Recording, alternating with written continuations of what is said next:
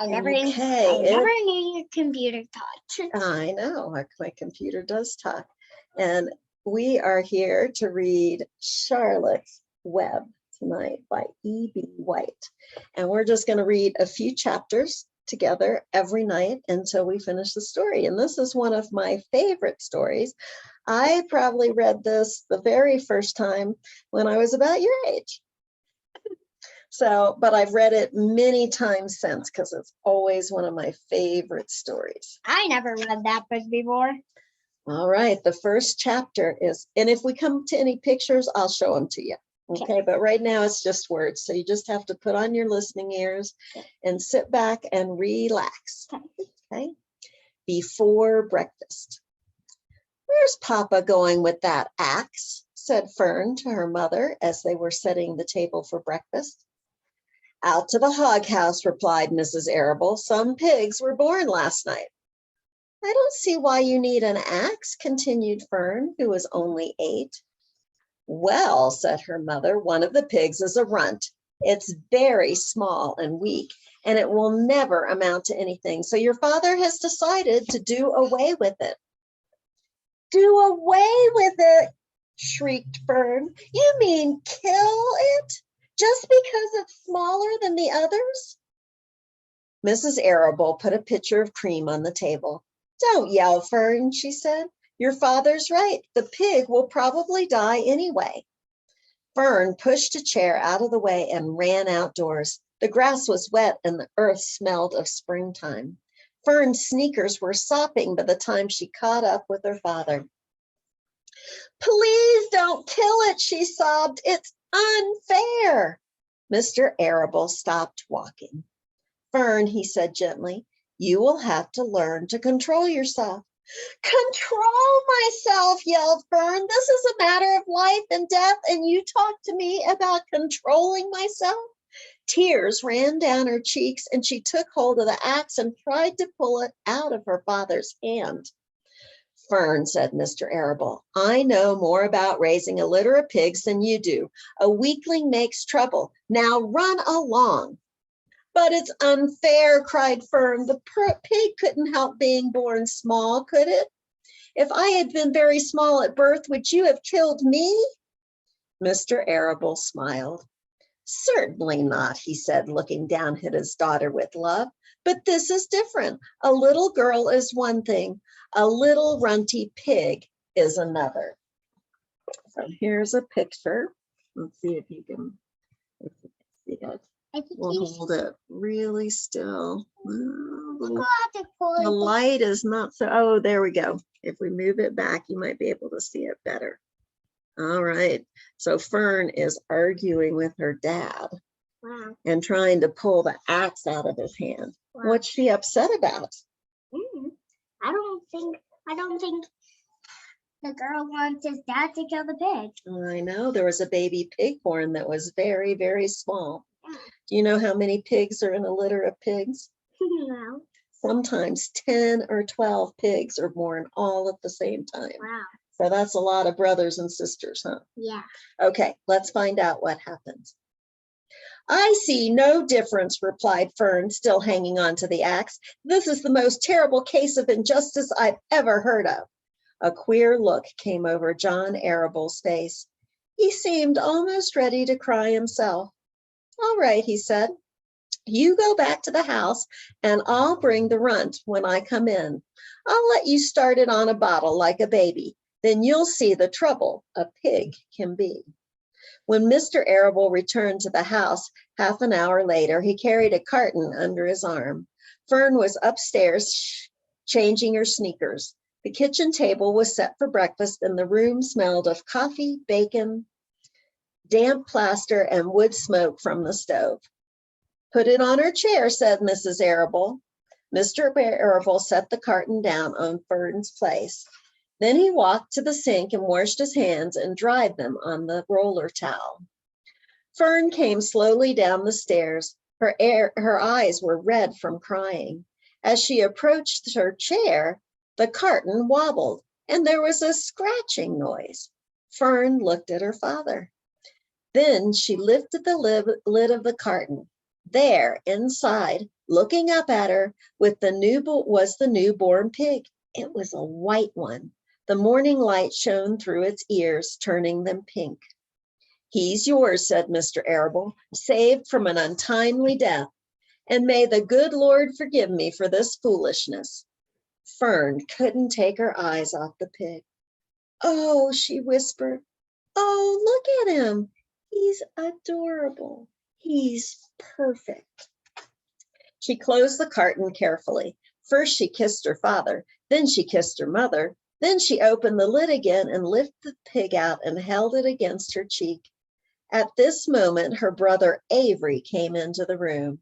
Avery was 10. He was heavily armed, an air rifle in one hand and a wooden dagger in the other. So there is Avery. Okay, that's her brother, right? Yeah. Okay, and he's older than her. What's that? He demanded. What's Fern got? She's got a guest for breakfast, said Mrs. Arable. Wash your hands and face, Avery. Let's see it, said Avery, setting his gun down. You call that miserable thing a pig? That's a fine specimen of a pig. It's no bigger than a white rat. Wash up and eat your breakfast, Avery, said his mother. The school bus will be along in half an hour. Can I have a pig too, Pop? Asked Avery. No, I only distribute pigs to early risers, said Mr. Arable. Fern was up at daylight trying to rid the world of injustice. As a result, she has a pig. A small one, to be sure, but nevertheless a pig. It just shows that what can happen if a person gets out of bed promptly. Let's eat. But Fern couldn't eat until her pig had a drink of milk. Mrs. Arable found a baby nursing bottle and a rubber nipple. She poured warm milk into the bottle, fitted the nipple over the top, and handed it to Fern. Give him his breakfast, she said. A minute later, Fern was seated on the floor in the corner of the kitchen with her infant between her knees, teaching it to suck from the bottle.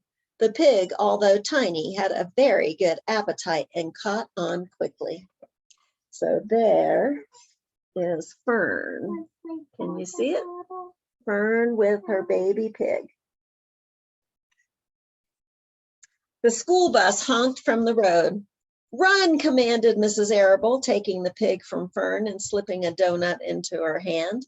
Avery grabbed his gun and another donut. The children ran out to the road and climbed into the bus. Fern took no notice of the others in the bus. She just sat and stared out the window, thinking what a blissful world it was and how lucky she was to have entire charge of a pig. By the time the bus reached school, Fern had named her pet, selecting the most beautiful name she could think of. What do you think she named him? I don't know. What's the most beautiful name you can think of? Ellie? Ellie. Its name is Wilbur, she whispered to herself. She was still thinking about the pig when the teacher said, Fern, what is the capital of Pennsylvania? Wilbur, replied Fern dreamily. The pupils giggled and Fern blushed. Why did they giggle at her? I don't know. Is the capital of Pennsylvania Wilbur? So. No. The capital of Pennsylvania is Reading, I think. We'll have to look that up. Maybe Cambry knows what the capital of Pennsylvania is, but it's not Wilbur. Wilbur is the name of her pig, right? Yeah.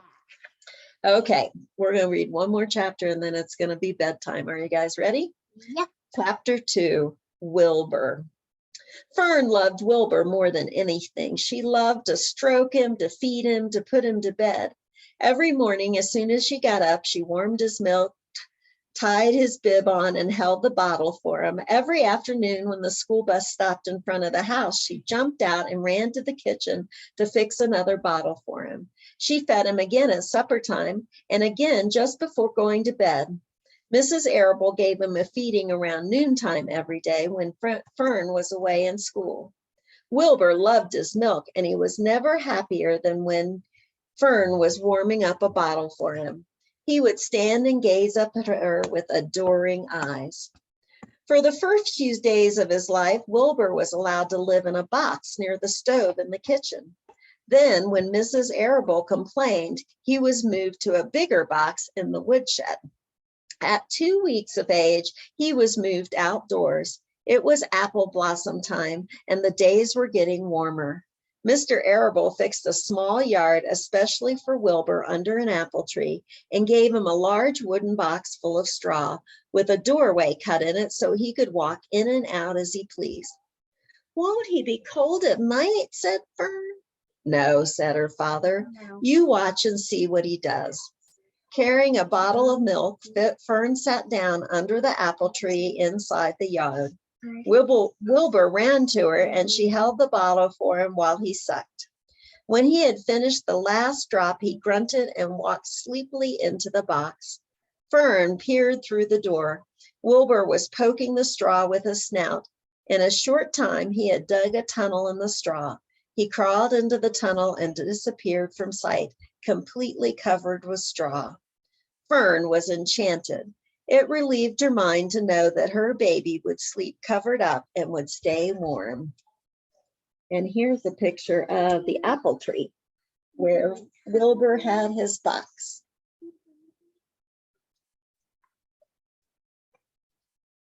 Every morning after breakfast, Wilbur walked out to the road with Fern and waited with her till the bus came. She would wave goodbye to him and he would stand and watch the bus until it vanished around a turn.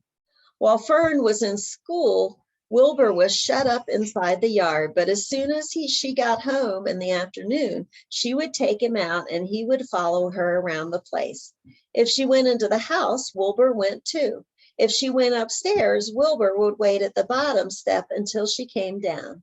If she took her doll for a walk in the doll carriage, Wilbur followed along.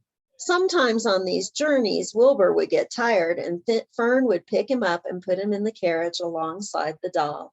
He liked this, and if he was very tired, he would close his eyes and go to sleep under the doll's blanket. He looked cute when his eyes were closed because his lashes were so long. The doll would close her eyes too, and Fern would wheel the carriage very slowly and smoothly so as not to wake her infants. And there's a picture of Wilbur in his baby carriage. One warm afternoon, Fern and Avery put on bathing suits and went down to the brook for a swim. Wilbur tagged along at Fern's heels. When she waded into the brook, Wilbur waded in after her. He found the water quite cold, too cold for his liking. So while the children swam and played and splashed at each other, Wilbur amused himself in the mud along the edge of the brook where it was warm and moist and delightfully sticky and oozy. Every day was a happy day and every night was peaceful. Wilbur was what farmers call a spring pig, which simply means that he was born in springtime. When he was 5 weeks old, Mr. Arable said he was now big enough to sell and he would have to be sold. Fern broke down and wept, but her father was firm about it. Wilbur's appetite had increased. He was beginning to eat scraps of food in addition to milk. Mr. Arable was not willing to provide for him any longer. He had already sold Wilbur's 10 brothers and sisters. "He has to go, Fern," he said. "You've had your fun raising a baby pig, but Wilbur's not a baby any longer and he has got to be sold." "Call up the Zuckermans," suggested Mrs. Arable to Fern. "Your Uncle Homer sometimes raises a pig, and if Wilbur goes to live there, you can walk down the road and visit him as often as you like." "How much money should I ask him for?" Fern wanted to know. "Well," said her father, "he's a runt. Tell your Uncle Homer you got a pig you'll sell him for $6 and see what he says." It was soon arranged. Fern phoned and got her Aunt Edith, and her Aunt Edith hollered for Uncle Homer, and Uncle Homer came in from the barn and talked to Fern. When he heard that the price was only $6, he said he would buy the pig. Next day, Wilbur was taken from his home under the apple tree and went to live in a manure pile in the cellar of the Zuckerman's barn. All right. Well, what do you think? Do you think Wilbur's going to like his new home I think so. at the Zuckerman's barn? I think so. Do you think he's going to miss Fern? I think so. I know. Wouldn't you be sad if your mom sold you Yeah. to live at a new house? Yeah. I bet Fern's really going to miss him. What do you think? Yeah. I mean, if my mom sold me away, I would miss her. I know. She'd be very sad, wouldn't you? Yeah. Well, chapter 3 is called The Escape. So let's see what happens tomorrow night. Are you guys ready? Yep. Okay. Love you guys. Love you guys. Good Love you. night. Love you, Cambry.